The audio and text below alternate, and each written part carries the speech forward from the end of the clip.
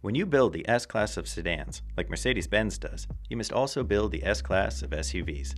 In this case, SUVs that are supremely capable both on and off-road.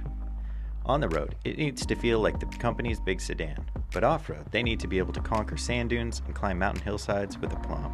Automakers remain engaged in a relentless battle to tame SUVs for civilian duty, while maintaining a degree of off-road ability. Mercedes-Benz has long led the charge to skillfully blend these attributes. Will anyone take them to the Sleeping Bear Dunes in Michigan or Oregon Dunes in Oregon? Probably not, but rest assured they could.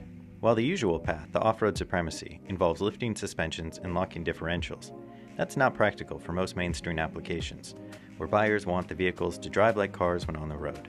Mercedes believes that delivering the capability implied by the SUV moniker is still crucial to its integrity.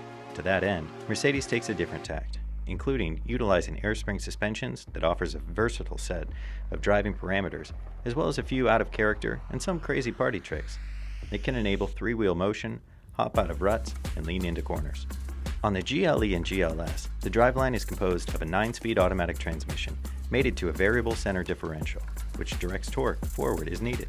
Teamed with brake-based torque vectoring on both axles, this setup focuses on providing cool and confident traction by using brains over brawn. With the off-road package, the suspension utilizes an air spring at each corner, which not only replaces the steel coil springs, but also eliminates the front and rear anti-roll bars. Models without the off-road suspension package will retain steel springs and be fitted with anti-roll bars. Inspired by the Magic Body Control System introduced on the 2012 S-Class, the EABC, Active Body Control, suspension system is an air spring setup featuring numerous properties intended to improve off-road chops. With the Mercedes setup, wheel hop and spin are virtually absent. Whether ascending an incline as steep as 54 degrees or performing tight turns in off-camber situations, with the vehicle tilted at armrest gripping angles, there's zero kickback at the steering wheel and virtually no slip at the tires. The advantages of this system is that it can instantaneously adjust to the conditions at hand by repeatedly making full-lock turns. It drives with the traction of a system with front, rear, and center locking differentials, but is still able to make tight turns without kickback. Several driving modes, similar to those of current Mercedes-Benz products, are offered, as is a low range. The traction systems are abetted by the air spring suspension, which can provide approximately 11 inches of maximum ground clearance. If that's still not enough, factory skid plates come with an off-road suspension package. In addition to the preset driving modes, a free mode allows the driver to raise or lower a wheel individually, to the point of dangling a hanging wheel if need be. It demonstrates the fully integrated and well-balanced nature of the off-road air spring suspension. Equally fascinating is a mode that automatically bounces the vehicle to help free it when stuck in deep sand.